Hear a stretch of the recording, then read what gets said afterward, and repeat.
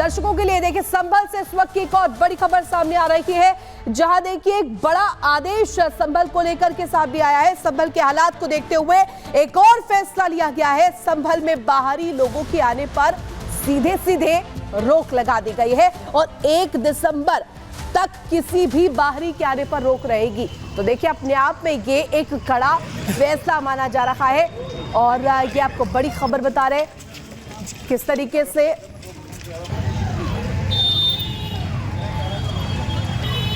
तो देखिए संभल में मस्जिद के सर्वे के दौरान हुई हिंसा के बाद पुलिस प्रशासन एक्शन मोड में है। फिलहाल स्थिति काबू में है, लेकिन एहतियात के तौर पर प्रशासन ने संभल में कई पाबंदियां भी लगाई है। वही हिंसा करने वालों के खिलाफ अब एनएसए लगाने की भी तैयारी है। रिपोर्ट दिखाते हैं किस तरीके से एहतियात वहां पर पुलिस बरत रही है।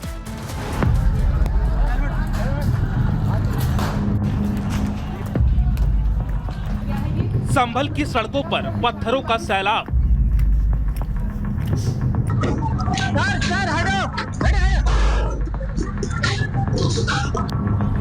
पत्थरबाजों को समझाती पुलिस। अपने नेताओं के चक्कर में अपना भविष्य बर्बाद मत करो। सड़कों पर जलती गाड़ियां,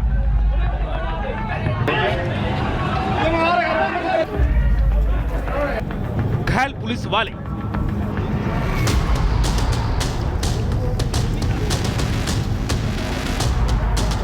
ये तस्वीरें गवाह है उस प्रायोजित साजिश की जो मस्जिद के सर्वे से पहले रची गई। कोर्ट के आदेश पर उपद्रवियों के पत्रों ने ये साबित कर दिया कि उन्हें ना तो कानून का डर है, ना ही संविधान पर भरोसा। उन्हें बस प्यारा है दंगा और बलवा। संभल हिंसा में 3 लोगों की मौत हो गई, जबकि कई लोगों के घायल होने की खबर है। पुलिस पर इस कदर पत्थर बरसे कि किसी पुलिस वाले के सिर पर चोट आई तो किसी के पैर पर, तो किसी के हाथ पर। उपद्रवियों के सिर पर खून सवार था और वो मरने मारने पर आमादा थे। इस हिंसा के पीछे चुनावी कनेक्शन की बात भी कही जा रही है और हिंसा के बाद सियासी बयानबाजी भी इस तरफ इशारा कर रही है। संभल में हर ठीक हुआ जो हुआ सो हम क्या करें। तो होगी पत्थरबाजी, पुलिस ऐसा कार्रवाई करेगी, बूथ लूटेगी अगर, तो आगे चल के लोग क्या करेंगे, निराश होकर। सर्वे के दौरान भड़की हिंसा के बाद पुलिस का एक्शन जारी है। दंगाइयों को शायद ये नहीं पता था कि उनकी हर हरकत कैमरे में कैद हो रही है और अब इन्हीं कैमरों के जरिए धरपकड़ भी शुरू हो गई है।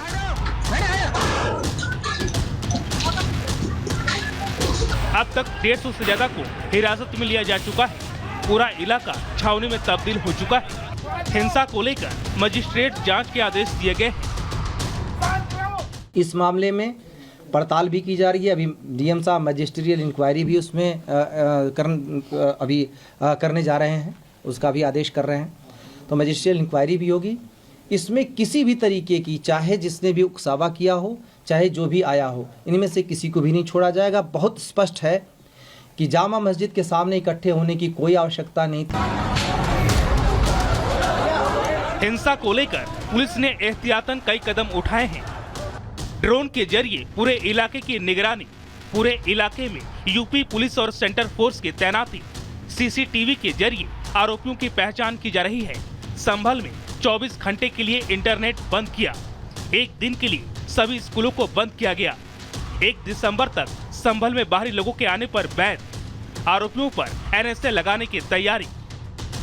संभल हिंसा पर सीएम योगी भी नजर बनाए हुए हैं। वो लगातार अधिकारियों के संपर्क में हैं, पल पल की रिपोर्ट ले रहे हैं। सीएम योगी का संदेश साफ है, छेड़ने वालों को छोड़ा नहीं जाएगा।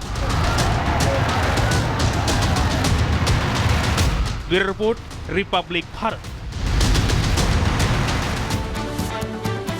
तो देखिए संभल हिंसा को लेकर के सरकार जो है एक्शन मोड में नजर आ रही है। अब आपको चलिए मस्जिद में सर्वे की पूरी टाइमलाइन बता देते हैं कि आखिर कहां से ये विवाद शुरू हुआ और कैसे कैसे आगे बढ़ा।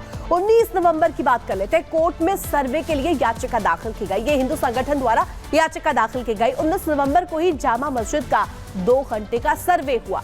इसके बाद मस्जिद के आसपास कैमरे लगा दिए गए। कैमरे एहतियात के तौर पर लगाए गए। अब 22 नवंबर की बात करते हैं, जहां जुमे की पहली नमाज अदा की गई। मस्जिद के आसपास फोर्स तैनात थी, हालांकि स्थिति काबू में थी। वहीं 23 नवंबर की अब बात करते हैं। दोबारा सर्वे करने के लिए टीम पहुंची। दोबारा यहां पर सर्वे करने के लिए कहा गया था, तो दोबारा सर्वे करने के लिए टीम पहुंची थी।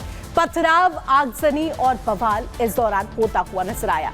और वहीं इस टाइमलाइन में एक और अहम कड़ी आपको बताएंगे। पथराव, आगजनी और बवाल के बाद ये स्थिति जो उत्पन्न हुई थी, इसको हालांकि काबू करने के लिए सरकार और प्रशासन की कोशिश भी नजर आई।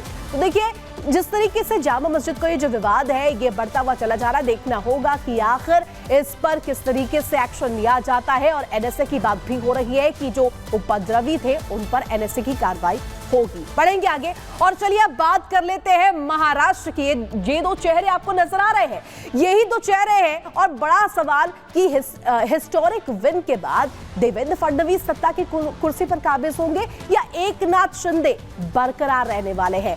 और एक और कंफ्यूजन दरअसल लोगों के मन में है कि क्या छत्तीसगढ़ और इसके अलावा राजस्थान और मध्य प्रदेश जैसा कोई सरप्राइज बीजेपी लेकर के आ सकती है। रिपोर्ट देखिए।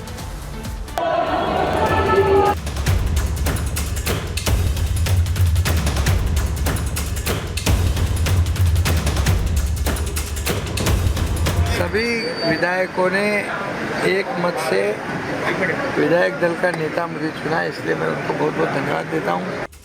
महाराष्ट्र में महायुति ने सत्ता तक पहुंचने की रेस बेहद शानदार तरीके से जीत ली है। सत्ता की लड़ाई महायुति ने ऐसी लड़ी कि विरोधी कहीं गायब हो गए हैं। लेकिन अब सत्ता की कुर्सी पर बैठेगा कौन, इसे लेकर मंथन तेज हो गया है। देवेंद्र फडणवीस और एकनाथ शिंदे में से किसके नाम पर फाइनल मुहर लगेगी, इसे लेकर अभी बहुत कुछ तय होना बाकी है। खबर है कि आज मुख्यमंत्री एकनाथ शिंदे, उप मुख्यमंत्री देवेंद्र फडणवीस और उप मुख्यमंत्री अजित पवार दिल्ली आ सकते हैं। बीजेपी आलाकमान के साथ तीनों की मुलाकात होगी और सीएम पद को लेकर चर्चा होगी। एकनाथ शिंदे और अजित पवार अपने अपने विधायक दल के नेता चुन लिए गए हैं। हालांकि बीजेपी विधायक दल के नेता को लेकर अंतिम फैसला आना बाकी है।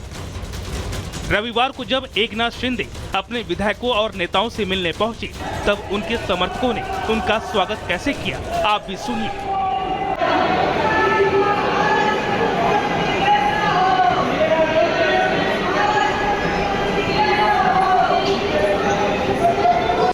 इतने भव्य स्वागत के बाद उन्हें सर्वसम्मति से विधायक दल का नेता भी चुन लिया गया।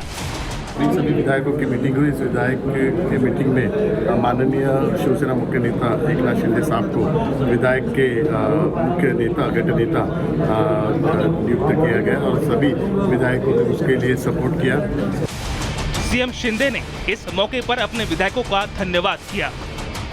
सभी विधायकों ने एक मत से विधायक दल का नेता मुझे चुना, इसलिए मैं उनको बहुत बहुत धन्यवाद देता हूं। जो विश्वास उन्होंने जताया, इसके लिए उनको बहुत बहुत शुभकामनाएं। शिंदे के खेमे की मांग है कि उन्हें मुख्यमंत्री बनाए रखा जाए।